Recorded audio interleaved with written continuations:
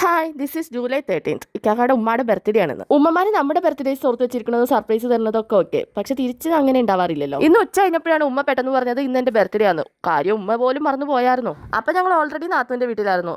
ഇക്കാക്ക കമ്പനിയിലും കുഞ്ഞ് സ്കൂളിലൊക്കെ പോയതിന് ശേഷം വെറുതെ ഞാനും ഉമ്മയും ഗിലാപ്പീസും കൂടി നാത്തുവിന്റെ വീട്ടിലേക്ക് പോയിട്ടുണ്ടായി. പിന്നെ ഉമ്മയുടെ ബർത്ത്ഡേ ആണെന്നും കൂടി അറിഞ്ഞപ്പോൾ ഞങ്ങൾ പെട്ടെന്ന് ഒരു തീരുമാനം എടുത്തു, സർപ്രൈസ് ആയിട്ട് കേക്ക് മുറിക്കാൻ ഡിന്നർ ഒരുമിച്ചാക്കാന്നൊക്കെ. ഗിലാപ്പീസിനെ രണ്ടുപേരും ഉറക്കിയതിന് ശേഷം ഞാനും അച്ഛൻ വെറുതെ ഒന്ന് മൂവാറ്റുപുഴ പോയി വരാമെന്നും പറഞ്ഞ് സർപ്രൈസ് ആയിട്ട് കേക്ക് മേടിച്ചിട്ടുണ്ട്. മൂവാറ്റുപുഴ വിനായക നട്ടം കേക്ക് മേടിച്ചത്. ഇക്കാക്കായും താത്തായൊക്കെ ഉമ്മാനെ ഉമ്മച്ചാന്നാണ് വിളിക്കാറ്. അതാണ് കേക്കിൽ എഴുതിച്ചതും. ബർത്ത്ഡേ ലേഡിയുടെ ഒക്കെ സെറ്റ് ചെയ്തതിന് ശേഷം ഞങ്ങൾ സൈലബാലിൽ എന്ത് കയറിയിട്ടുണ്ടായി. കാര്യം അച്ഛനൊരു ചെറിയ ക്രേവിങ്സ്. റീൽസിൽ ഹേസൽനട്ടിന്റെ എന്തോ സംഭവം കണ്ട് അത് സൈലബാലിൽ ലോഞ്ച് ചെയ്തിട്ടുണ്ട് എന്ന് പറഞ്ഞപ്പോൾ അതൊന്ന് മേടിച്ചിട്ട് പോകാൻ. പിന്നെ അതിന്റെ റിവ്യൂസും കാര്യങ്ങളൊക്കെ നോക്കിയപ്പോൾ അതൊരു ഇമ്പോർട്ടന്റ് ആയിട്ടാണ് നമ്മുടെ നാട്ടിൽ കിട്ടുന്നത്, അതിന്റെ ലോക്കലാണെന്ന് അറിഞ്ഞപ്പോൾ പ്ലാൻ മാറ്റി ചീസ് ബോംബും വേറെ എന്തോ സംതിങ്ങും മേടിച്ചു. Craving lady. നമ്മൾ മധുരം കഴിച്ച് മരിക്കും.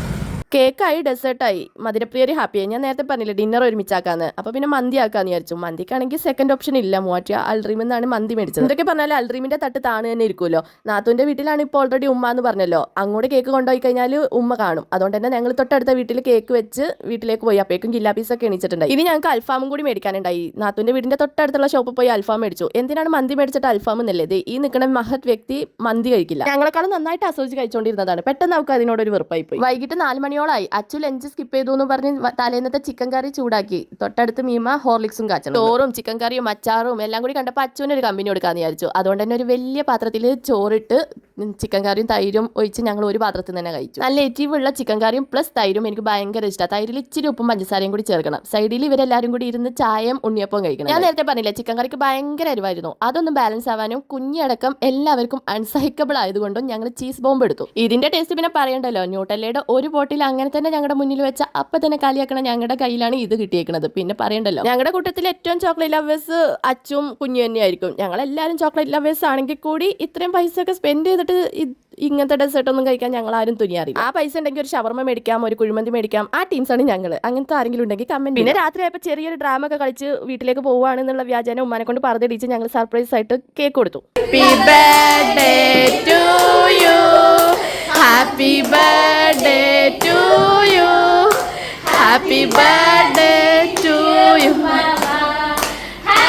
ഉമ്മയുടെ പ്രൈസ്ലെസ് ആയിട്ടുള്ള റിയാക്ഷനും ഹാപ്പിനെസ്സും ഒക്കെ കണ്ടപ്പോൾ ഞാൻ വിചാരിച്ചു അത് റോ ക്ലിപ്പായിട്ട് ഇവിടെ കിടക്കട്ടെ. അത് മ്യൂട്ടോ വോയിസ് ഓവറോ കൊടുക്കാൻ എനിക്ക് തോന്നിയില്ല.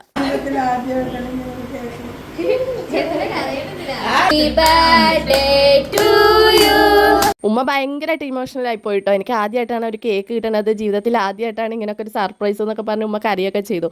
അതെല്ലാം കഴിഞ്ഞ് ഞങ്ങൾ കേക്ക് കട്ട് ചെയ്ത് അങ്ങോട്ടും ഇങ്ങോട്ടും മധുരമൊക്കെ ഷെയർ ചെയ്തതിന് ശേഷം കുറേ കഴിഞ്ഞ് സംസാരിച്ചിരുന്ന അതിന് ശേഷം കേട്ടോ ഡിന്നറൊക്കെ കഴിച്ചത്. പിന്നെ ഞങ്ങൾ കഴിക്കുന്നതിന് മുന്നേ ഗില്ലാപ്പീസിന് ഫുഡ് കൊടുക്കാന്ന് വിചാരിച്ച് അച്ചു അത് ഏറ്റെടുത്തിട്ടുണ്ട്.